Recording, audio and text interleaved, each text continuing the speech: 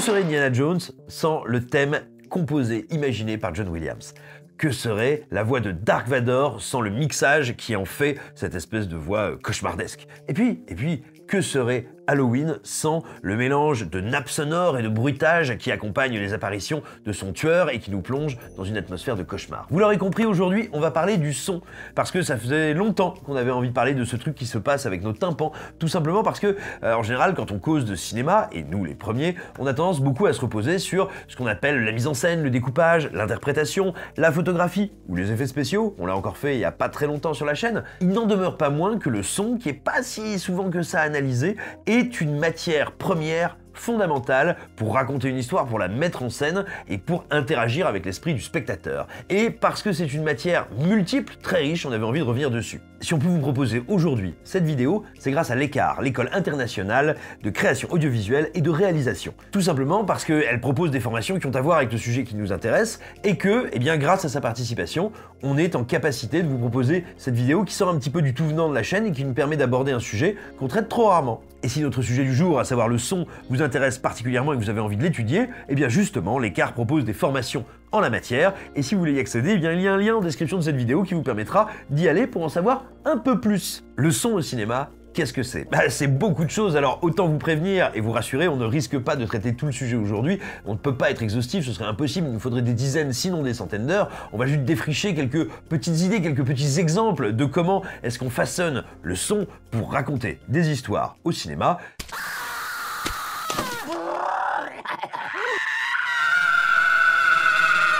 Donc déjà, il faut commencer par vous dire un truc, c'est que notre premier réflexe quand on pense son et cinéma, on pense musique. Parce qu'il y a plein de films dont les musiques nous ont marqué, soit des musiques, on va dire, bien réelles, qui étaient utilisées par-dessus, soit de la musique qui a été composée pour le film, des compositions, des bandes-son, des musiques originales, mais aussi, littéralement, le travail du son autour du film. Alors, un petit point déjà, on a tendance à dire, vous savez, il y a l'expression qu'on connaît tous, qui est film muet, où on parle de l'époque du cinéma muet. Même si je vous connais, bande de petits salopios, vous n'en regardez pas assez, voire vous n'en regardez pas du tout, c'est dommage, c'est mortel le cinéma muet, mais il faut savoir que même à l'époque du cinéma muet, le cinéma n'était pas silencieux. Il n'était pas silencieux parce qu'il y avait déjà quantité de spectacles qui se passaient en intérieur à l'époque, qui étaient toujours sonorisés, soit parce qu'il y avait un narrateur, un conteur, un monsieur loyal, soit parce que, tout simplement à côté, il y avait des gens qui jouaient de la musique. Et d'ailleurs, dès qu'il y a eu des salles de cinéma qui sont un petit peu sorties, on va dire, de leur origine foraine pour avoir littéralement des cinémas, quoi, des exploitants de salles, très rapidement, les salles un petit peu prestigieuses, n'est-ce pas, ont commencé à y foutre un orchestre, tout simplement, pour accompagner le film. Et quand il n'y avait pas les moyens d'avoir un orchestre, il y avait bien souvent un musicien. Bref, les séances de cinéma ne sont pas restées muettes bien longtemps, elles ne l'ont peut-être même jamais été. Mais à partir de 1927 et du chanteur de jazz, on va réussir à faire tout simplement du son, à faire des films qui effectivement ne seront plus des films muets. Alors, quelques exemples maintenant de ce qu'on peut faire avec le son pour, sans que le spectateur s'en rende compte, lui raconter des choses. La première utilisation du son, et bien souvent de la musique au cinéma, a pour but de démultiplier l'impact émotionnel d'une séquence. Vous vous souvenez sans doute d'un jour une scène, d'un moment que vous avez vu, et il y a de très fortes chances que vous vous rappeliez ou non sa musique, que vous vous rappeliez ou non le mixage sonore, que ces deux éléments aient concouru à vous rendre cette scène inoubliable. Et là, on va dire, en gros, le but de la musique est, en tout cas intellectuellement c'est assez facile à entendre, c'est de multiplier par 10 ce qui se passe à l'image. En gros, de pousser tous les potards au maximum. Il y a un exemple que dans votre génération et dans la mienne, enfin en fait on a quasiment le même âge, ne commencez pas à m'enquiquiner, il y a un exemple qu'on connaît à peu près tous et qui me semble absolument parfait, quoi, évident pour bien comprendre ce que je veux dire là, c'est une des dernières charges, la dernière grande bataille du Retour du Roi dans la trilogie du Seigneur des Anneaux de Peter Jackson, le moment où on a ce bon vieux Aragorn qui dit « Bon allez les gars, c'est mal barré, mais on y va !» For Frodo.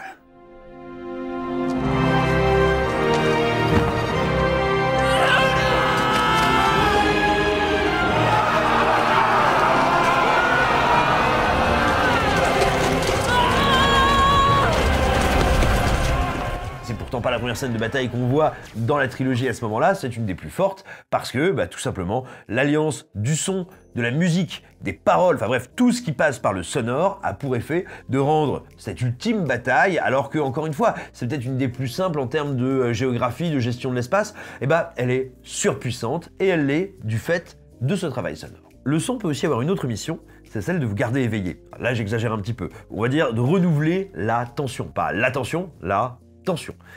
Tout simplement, il y a plein de films, que ce soit des films avec du suspense, des films avec de l'horreur, des thrillers, des polars, des trucs qu'on a besoin pour que vous restiez immergé dans le film, que vous soyez quand même un petit peu nerveux, quoi, un petit peu agacé. Eh bien, le son est un outil idéal pour parvenir à ça. D'ailleurs, il y a un genre dans lequel, on va dire, la tension fait partie intégrante du plaisir que vous allez prendre, mais aussi, on va dire, de votre capacité à ne pas laisser s'envoler votre suspension d'incrédulité, et c'est bien l'horreur, ou en tout cas, les moments, les séquences de films qui relèvent de l'horreur. Et là, il y a un truc, un outil sacrément efficace, même s'il est devenu un peu industriel ces dernières années, depuis une quinzaine d'années, c'est le jump scare. Autrement dit, un effet, un alliage de montage et de son, mais dans lequel le son est primordial, qui va vous faire sursauter. Moi, je sais qu'un des tout premiers que j'ai vraiment ressenti comme tel, où je suis genre waouh, c'est dingue ce qui vient de se passer, et ben c'est tout simplement celui dans le premier Alien, où le pauvre Dallas meurt. Oh God, it's moving right towards you.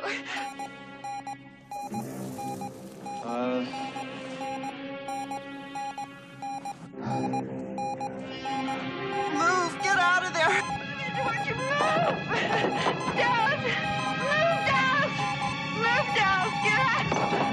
Oh, no, not that way, the other way, God. Dallas? Et ouais, je viens de vous spoiler Alien, un film qui n'a jamais que 40 ans.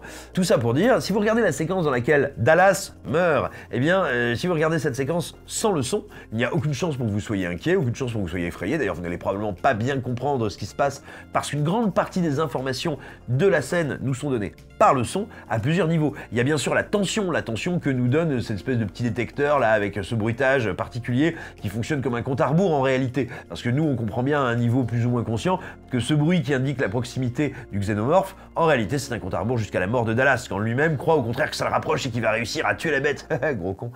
Mais donc, il y a ce premier aspect qui va créer une forme de stress, une forme d'attente, d'attention, et puis le surgissement de l'alien qui, n'oublions pas, on est en 79, hein, c'est jamais qu'un pauvre type dans un costume en plastique, et donc tout d'un coup, pour le faire surgir devant la lampe torche de Dallas, on va utiliser un motif sonore, à la fois un bruitage, un bruit de surgissement, bref, ça nous fait sursauter. Ce sursaut est très important pour la terreur et pour la manière dont la terreur va se développer dans le reste du film, dans les scènes qui vont suivre, et justement, ça n'existe que grâce au son. Je vous le dis encore une fois, si vous regardez cette scène en coupant votre son, en coupant votre son, non, le son du film plutôt d'ailleurs, ça ne sert à rien de couper votre son. Vous ne pouvez pas couper votre son d'ailleurs, votre oreille interne vous en empêche. Enfin si, vous pouvez toujours vous mettre la tête dans le four et passer en pyrolyse, là vous allez vous couper le son et la chic, mais c'est un autre débat.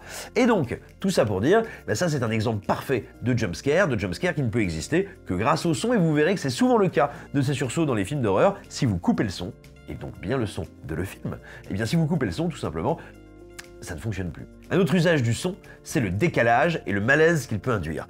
On le disait en commençant cette vidéo, le premier usage du son, bien sûr, c'est de décupler la couleur émotionnelle d'une scène donnée. Vous avez une scène de bataille, on va la rendre très très épique, vous avez une scène triste, on va la rendre très très triste, vous avez une scène rigolote, on va la rendre très très rigolote. Et on peut aussi utiliser le son exactement à l'inverse, à rebours, en utilisant aussi bien au niveau du mixage, des bruitages, que de la musique, des éléments qui semblent sur le papier théoriquement aller totalement à l'encontre de l'émotion voulue, mais du coup ça crée un décalage entre l'attente du spectateur, ce qui lui est envoyé comme signal, qui peut être très très très inquiétant. Par exemple, vous avez dû voir pas mal de films d'horreur et probablement pas mal de films de James Wan qui n'est jamais qu'un mauvais copiste de grand génie, pas mal de films d'horreur qui, pour créer l'étrangeté, vont prendre une petite musique bizarre, une petite comptine innocente, la coller à une séquence flippante pour démultiplier le malaise. Et bien sachez que ça nous vient d'un film absolument terrifiant qu'on vous recommande chaudement, qui s'appelle Les Innocents de Jack Clayton, The Innocents, dans lequel une petite comptine pour enfants, qui en plus est même particulièrement belle, de par l'usage qui en est fait, devient un motif d'absolu cauchemar. Et vous ne pourrez plus jamais entendre cette chanson, cette comptine à nouveau. Elle sera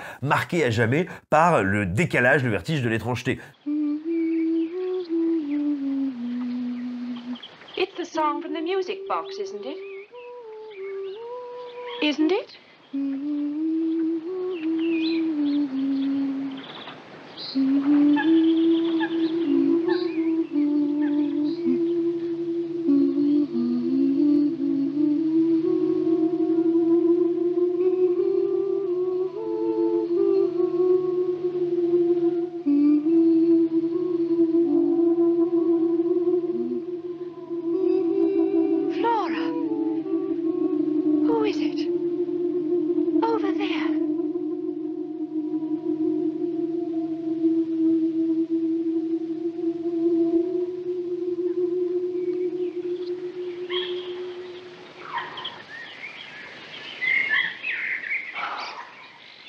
puis il y a un quatrième usage qui est particulièrement intéressant, c'est pour, on va dire, mettre de l'huile de coude dans la narration, pour fluidifier les articulations entre les différentes scènes ou séquences d'un film. Ça a l'air un peu flou ce que je vais vous dire, mais moi c'est un des effets que je trouve le plus fascinant. Il faut bien voir que c'est un effet que vous avez, je pense, aujourd'hui dans tous les films. Il n'y a pas un film qui ne l'emploie pas, c'est un effet qu'on a tous parfaitement accepté, alors pourtant il est totalement contre-intuitif. Vous avez une scène qui se termine, et à la fin de cette scène, dans ces dernières secondes, vous allez entendre commencer le son, le bruit de la scène suivante. You marry him, you won't have a pot to piss in. You selfish thing. Selfish, that's what you are, selfish. Simply selfish. You hear that?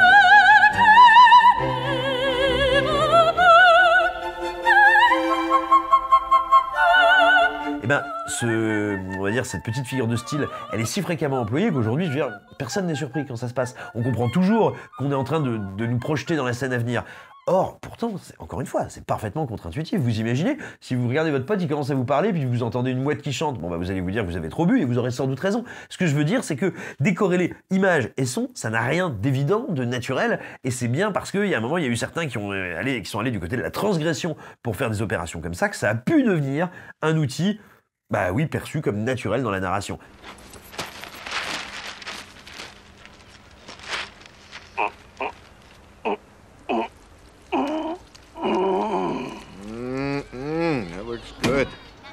Here you go, Colonel. Very good, Malcolm. Thank you.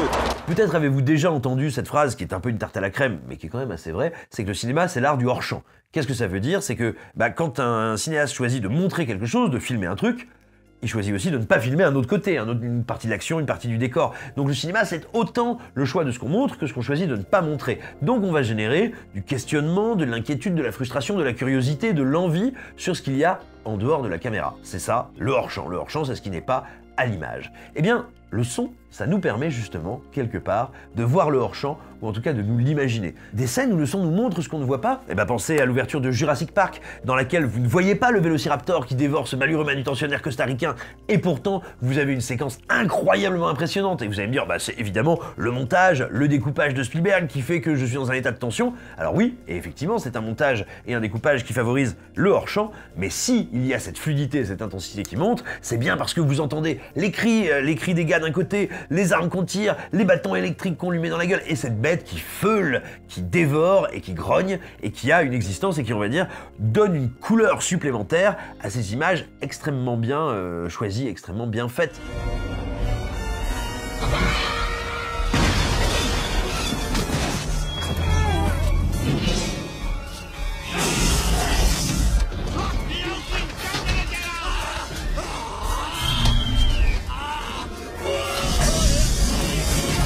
Mais par exemple, le hors-champ, c'est encore dans Gremlins, quand ce malheureux prof de chimie veut tendre une barre chocolatée à un Gremlins et il va comprendre qu'en fait c'est ses doigts qui vont servir de granny. Eh bien, le Gremlins, vous ne le voyez pas à l'image, on aperçoit vite fait sa silhouette, on sent qu'il se déplace dans la salle, on sent sa présence et on la sent de par le mixage sonore et par le travail du son, aussi bien on va dire de création de design sonore pour donner vie à cette bébête, que dans la manière dont on va travailler la bande son pour nous donner une illusion de l'espace.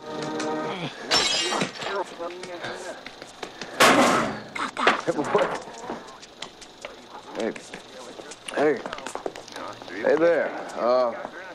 Come here. Don't be afraid. There's no reason to be afraid. Ça c'est quand même pas mal. Mais pensez aussi aux scènes de texte. Les scènes de texte, c'est très bien aussi pour voir l'impact du son. Et regardez notamment une scène, alors une scène qui pour le coup n'est pas une scène graphique, qui peut éventuellement être une scène qui, on va dire, vous fait perdre un peu de sang dans le cerveau et on va dire change vos afflux sanguins, mais certainement pas en raison de ce qu'on y voit. C'est la scène de texte qu'il y a dans Stalingrad de Jean-Jacques Hano. Nous avons donc deux personnes qui sont au milieu d'un dortoir, qui ont même pas le temps d'enlever leur falzar, les pauvres, et qui vont quand même se rentrer les poils et qui mieux. Or, c'est une scène qui n'est pas graphique, vous voyez pas beaucoup de peau, hein. C'est une scène dans laquelle vous n'existez que grâce au son.